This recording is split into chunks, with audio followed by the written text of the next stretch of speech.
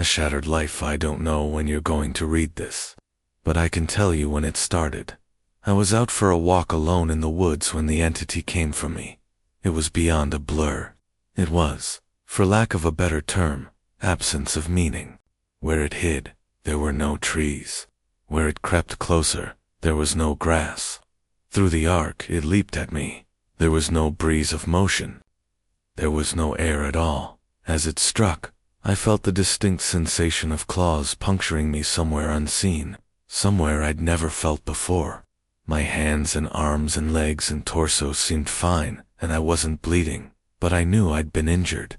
Somehow, as I fearfully ran back home, I could tell that I was vaguely tired, and it was hard to focus at times.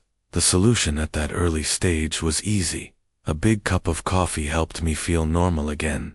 For a while, that subtle drain on my spirit became lost in the ebb and flow of caffeine in my system. You could say my life began that week, actually, because that was when I met Mar. She and I got along great, though, to be honest, I'm pretty sure I fell in love with her over the phone before we even met. It was almost as if the strong emotions of that first week made the entity fight back. It was still with me, latched on to some invisible part of my being. The first few incidents were minor, and I hardly worried about them. The color of a neighbor's car changed from dark blue to black one morning, and I stared at it before shaking my head and shrugging off the difference. 2 days later, at work, a coworker's name changed from Fred to Dan. I carefully asked around, but everyone said his name had always been Dan. I figured I'd just been mistaken. Then, as ridiculous as this sounds, I was peeing in my bathroom at home when I suddenly found myself on a random street. I was still in my pajamas, pants down, and urinating, but now, in full view of a dozen people at a bus stop. Horrified, I pulled up my clothes and ran before someone called the cops. I did manage to get home, but the experience forced me to admit that I was still in danger. The entity was doing something to me, and I didn't understand how to fight back. Mar showed up that evening, but she had her own key. "Hey," I asked her with confusion. "How'd you get a key?" She just laughed. "You're cute. Are you sure you're okay with this?" She opened a door and entered a room full of boxes. I know living together is a big step, especially when we've only been dating 3 months. Living together, I'd literally just met her the week before. Thing was, my mother had always called me a smart cookie for a reason. I knew when to shut my yap. Instead of causing a scene, I told her everything was fine, and then I went straight to my room and began investigating. My things were just as I had left them, with no sign of a 3-month gap in habitation. But I did find something out of the ordinary: the date. I shivered angrily as I processed the truth. The entity had eaten 3 months of my life. What the hell was I facing? What kind of creature could consume pieces of one's soul like that? I'd missed the most exciting part of a new relationship, and I would never understand any shared stories or in-jokes from that period. Something absurdly precious had been taken from me, and I was furious. That fury helped suppress the entity. I never imbibed alcohol. I drank coffee religiously. I checked the date every time I woke up. For 3 years, I managed to live each day while observing nothing more than minor alterations. A social fact here and there, someone's job, how many kids they had, that sort of thing, the layout of nearby streets, the time my favorite television show aired, that kind of thing. Always, those changes reminded me the creature still had its claws sunk into my spirit. Not once in 3 years did I ever let myself zone out. One day, I grew careless. I let myself get really into the season finale of my favorite show. It was gripping, a fantastic story. Right at the height of the action, a young boy came up to my lounger and shook my arm. Surprised, I asked, "Who are you? How did you get in here?" He laughed and smiled brightly. "Silly daddy." My heart sank in my chest. I knew immediately what had happened. After a few masked questions, I discovered that he was 2 years old, Dan, that he was my son. The agony and heartache filling my chest was nearly unbearable.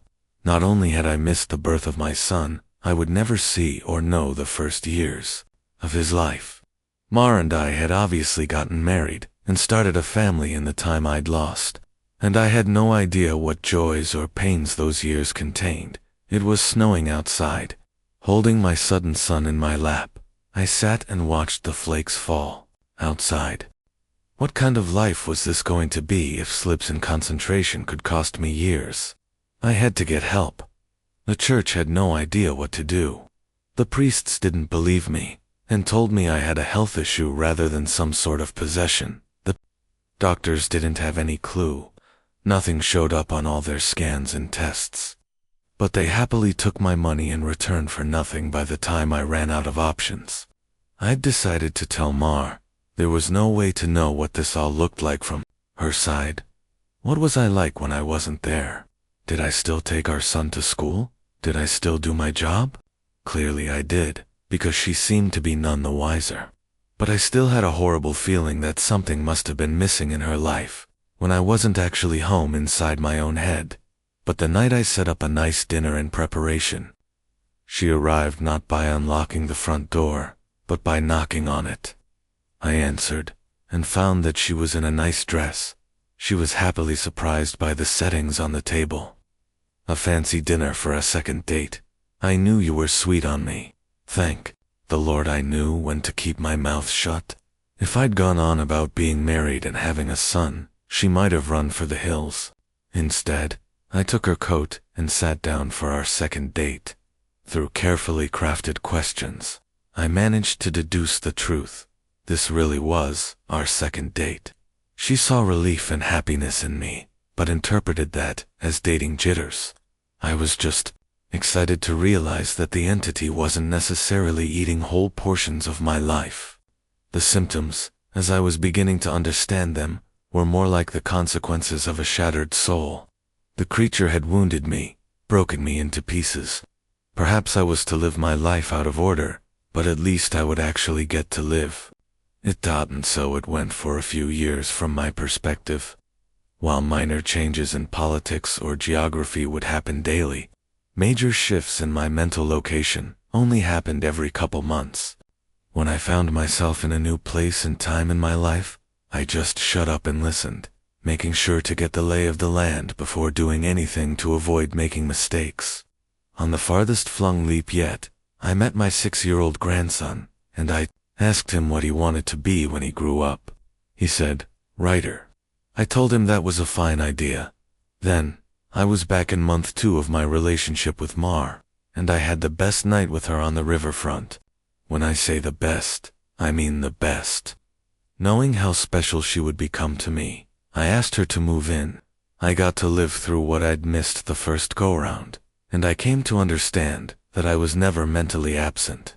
I would always be there eventually. When we were moving her boxers in, she stopped for a moment and said she marveled at my great love, as if I'd known her for a lifetime and never once doubted.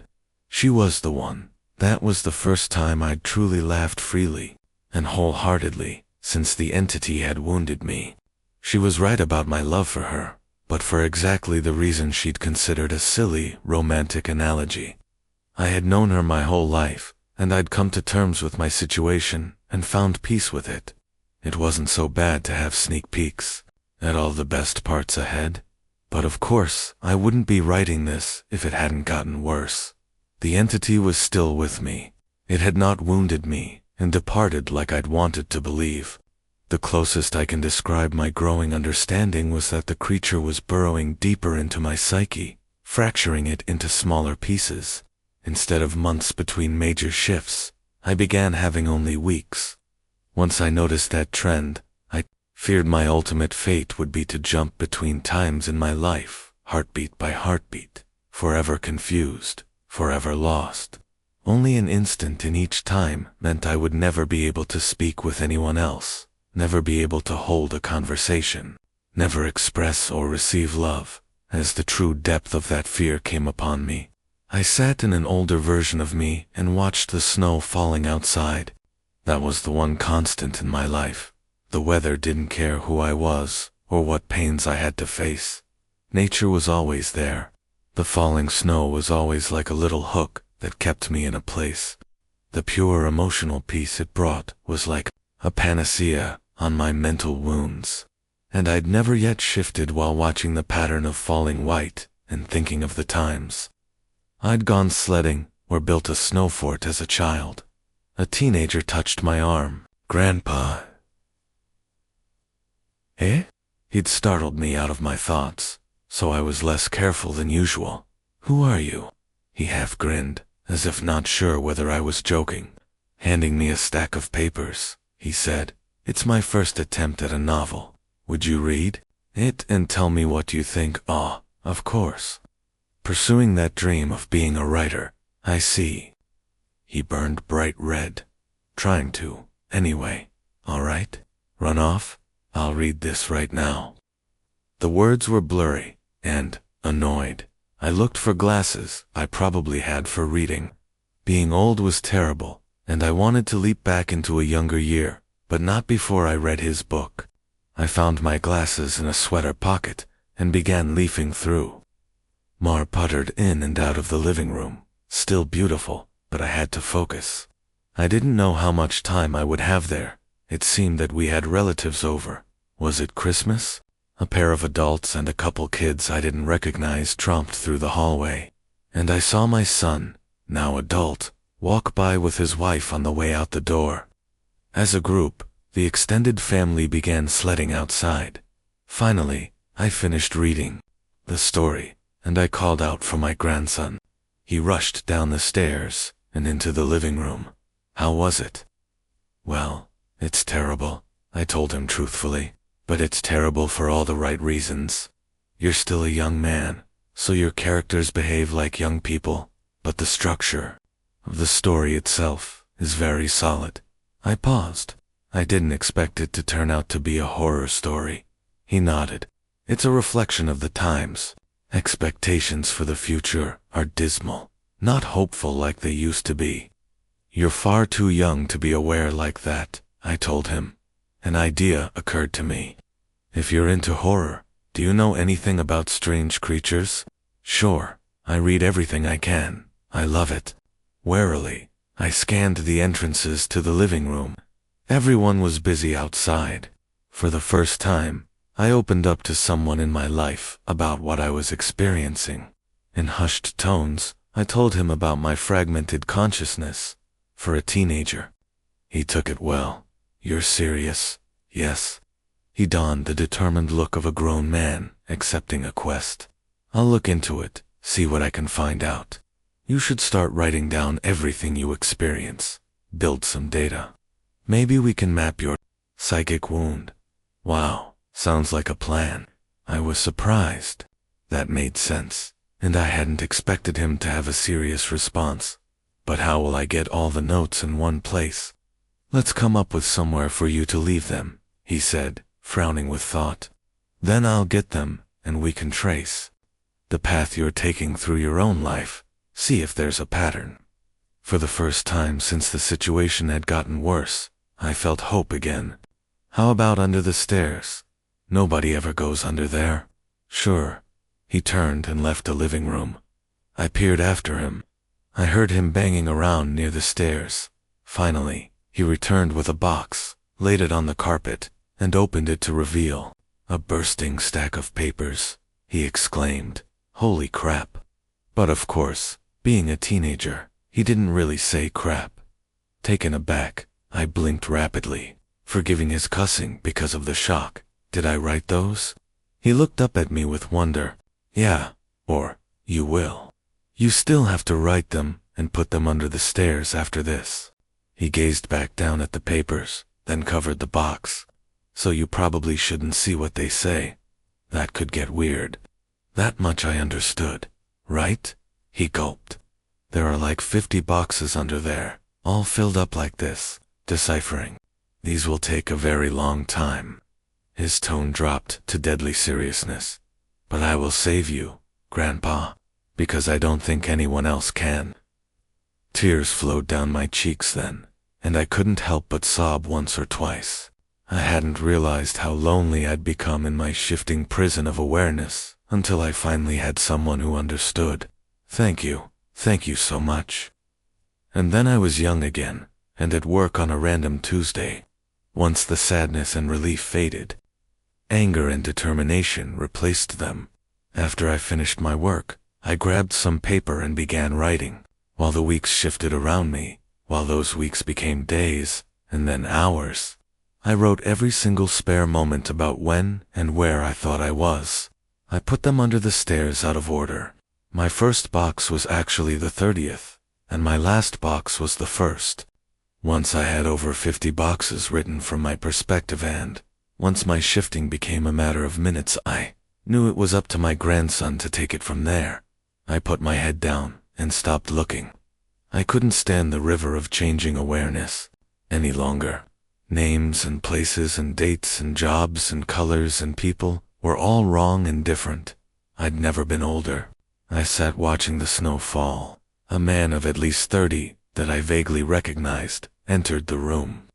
Come on, I think I finally figured it out. I was so frail that moving was painful. Are you him? Are you my grandson? Yes. He took me to a room filled with strange equipment and sat me in a rubber chair facing a large mirror, twice the height of a man. The pattern finally revealed itself. How long have you worked on this? I asked him, aghast. Tell me you didn't miss your life, like I'm missing mine. His expression was both stone cold and furiously resolute. It'll be worth it. He brought 2 thin metal rods close to my arm, and then nodded at the mirror. Look, this shock is carefully calibrated. It was just so excruciating that my mind hadn't been able to immediately process it. As my vision shook and fire burned in every nerve in my body, I could see the reflected trembling light silhouette of the parasite on my head as it writhed in, agony equal to mine. It had 6 clawed lizard-like limbs under its leech-like body, and it cut into me in an attempt to stay latched on. The electricity made my memories flare. Mar's smile was foremost, lit brightly in front of a warm fire as the snow fell past the window behind her. The edges of that memory began lighting up, and I realized that my life was one continuous stretch of experience. It was only the awareness of it that had been fragmented by that feasting evil on my back. I'd never managed to be there for the birth of my son. I'd jumped around it a dozen times, but never actually lived it. For the first time, I got to hold Mar's hand and be there for her. No. No. That moment had shifted seamlessly into holding her hand as she lay in a hospital bed. For a very different reason. Not this. God. Why? It was so merciless to make me remember this. I broke down in tears as nurses rushed into the room. I didn't want to know. I didn't want to experience it. I'd seen all the good parts, but I hadn't wanted the worst part. Inevitable end that all would one day face. It wasn't worth it. It was tainted. All that joy was given back 10,000-fold as pain. The fire in my body and in my brain surged to sheer white torture, and I screamed. My scream faded into a surprised shout as the machines and electricity and chair faded away. Snow was no longer falling around my life. I was out in the woods on a bright summer day. Oh God. I turned to see the creature approaching me. It was the same absence of meaning, the same blank on reality. It crept forward, just like before, but this time it hissed and turned away. I stood, astounded at being young again and freed from the parasite. My grandson had actually done it. He'd made me an unappetizing meal, so the predator of mind and soul had moved on in search of a different snack. I returned home in a daze, and while I was sitting there processing all that had happened, the phone rang. I looked at it in awe and sadness. I knew who it was. It was Marjorie, calling for the first time for some trivial reason she'd admit 30 years later was made up just to talk to me. But all I could see was her lying in that hospital bed, dying. It was going to end in unspeakable pain and loneliness. I would become an old man, left to sit by myself in an empty house, his soulmate gone long before him. At the end of it all, the only thing I would have left, sitting and watching the falling snow. But now, thanks to my grandson, I would also have my memories. It would be a wild ride, no matter how it ended. On a sudden impulse, I picked up the phone. With a smile, I asked, "Hey, who's this?" Even though I already knew. Asterisk author's note. Together, my grandfather and I did set out to write the tale of his life. Unfortunately, his Alzheimer's disease progressed rapidly, and we were never able to finish. He's still alive, but I imagine that, mentally, he is in a better place than the nursing home. I like to think he's back in his younger days, living life and being happy, because the reality is much colder. It's snowing today. He loves the snow. When I visited him, he didn't recognize me, but he did smile as he sat looking out the window.